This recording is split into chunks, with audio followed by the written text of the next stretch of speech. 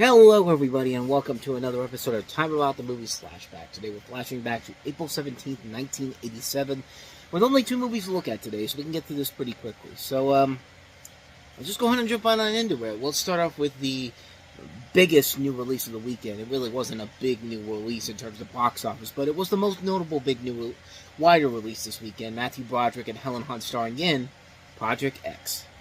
So, what do you say, Virgil? Huh? Be a good boy, okay? Be a good little chimp. Come here. Man's closest relative. Nobody's gonna hurt you, I promise. Oh, I don't know what that means. Help what? He has the potential for language. Help fly? They miss? He can develop skills through play. Go up. That's right, pull it back. That's good, that's good. That's a very impressive flying there. Hey, it's okay. You're fine. Fast break. Ready? He needs physical contact Duck it. and affection. He can recognize friends and enemies. I think your animal is the best qualified for our demonstration. What's wrong? Help. Help what? Virgil is almost human, with one exception. He trusts us. What do you think is going on down that tunnel? I didn't know. If anybody knew that I even talked to you, I could be charged with treason. They're not taking Virgil away. There's nothing you can do about it, man. Well, how fast can you get him out of here? Start the countdown with 10, 9, Well, what is his clearance? What is his security clearance? What is his 5, clearance? What is your clearance? 3. Let's get the hell out of here. Yeah, what the hell are you doing? Evacuate the area.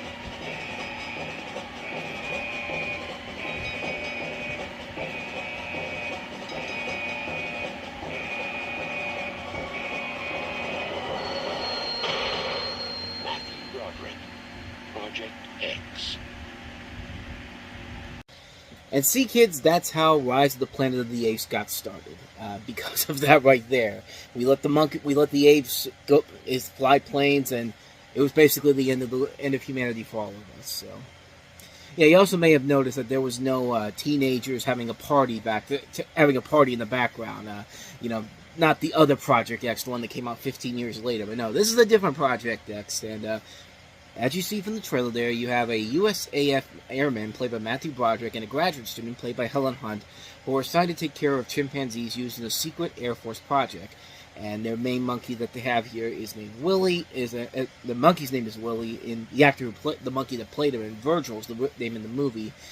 Of course, Virgil gets involved in a situation where, he doesn't feel safe with these people that are not Matthew Broderick and Helen Hunt, and they have to, and both Broderick and Hunt have to find a way to save him and get him out of there. And, for a movie like this movie should not have been as exciting and as engaging as it actually is. This is a really good movie. One that I really was kind of surprised I actually did kind of enjoy, because no one really ever talks about it anymore, but it was a film that really did work overall. I thought it was actually a very well done movie, and this was a movie where you could see that they actually used real chimpanzees. I know we had movies in the 90s where we had like Buddy and Congo where they had apes dressed as actors, and it just didn't work. And the funny thing is that this thing actually was a Warner Brothers production by John Badham, the director of Saturday Night Fever, and this was supposed to be a Warner Brothers production, but Warner Brothers wanted to use small actors in chimpanzee suits instead of real chimpanzees, so it basically got shipped over to 20th Century Fox, and the rest is history. And the rest is history that made for a really good movie, so much so that it was controversial because, of all people, Bob Barker and the United Activists for Animal Rights accused the film's producers of animal cruelty, and the American Humane Society filed a $10 million defamation lawsuit arguing that the claims were based on heresy, and they basically settled. Bob Barker's insurance company settled the lawsuit for $300,000. So basically, they just wasted their time doing that, because they pretty much tell you, that yeah, there was nothing on there about animal cruelty, but the movie itself overall is really good. And of course, you got a bad guy played by William Sadler. Of course, William Sadler was well, maybe I'm thinking of William Afferton, the guy who played Peck in Ghostbusters and the news reporter in Die Hard. No, yes, I'm thinking of that person, but no, you got him in here playing the bad guy, which, I mean, that's already a sign that you should probably not get involved with anything he's involved in. But you also have Stephen Lang among the cast, Gene Smart, Daniel Roebuck. That's pretty much all the big names in here, besides obviously Broderick and Hunt. But yeah, the film overall really is good. It's a very compelling movie, and you do get so invested in wanting to see Broderick and Hunt save this chimp from like becoming part of something that he doesn't want to be a part of. And it just works very well. It helps that they have a good director in Jonathan Kaplan, and one of the co-writers of this is Stanley Weiser, who would later find success in the year with Wall Street, which was a much more successful film. But this is a really good movie, and one you definitely want to check out. It's actually a lot better than you would give it credit for. I was actually really surprised when I found out about this movie and how good it actually was. It was actually really good. One definitely worth checking out. So that is Project X. So let's go ahead and move on to the last film we have here, and that is Gary Oldman starring in Prick Up Your Ears. Got away with it so far, and I'm going to go on. Miss Norton? Mr. Halliwell? Dear, prick up your ears. Now it's there in terms of a clip overall. I didn't want to get the whole trailer, but the movie is the story of the spectacular life and violent death of British playwright Joe Orton, played by Gary Oldman. In his teens, Orton is befriended by the older, more reserved Kenneth Holloway, played by Alfred Molina, and while the two begin a relationship, it's fairly obvious that it's not all about sex. Orton loves the dangers of bathhouses and liaisons in public restrooms. Holloway, not as charming or attractive as Orton, doesn't fare so well in those environments. While both long to become writers, it is Orton who achieves fame. His plays, entertaining Mr. Sloan and Luke, become huge hits in London in the 60s, and he's even commissioned to write a screenplay for the Beatles.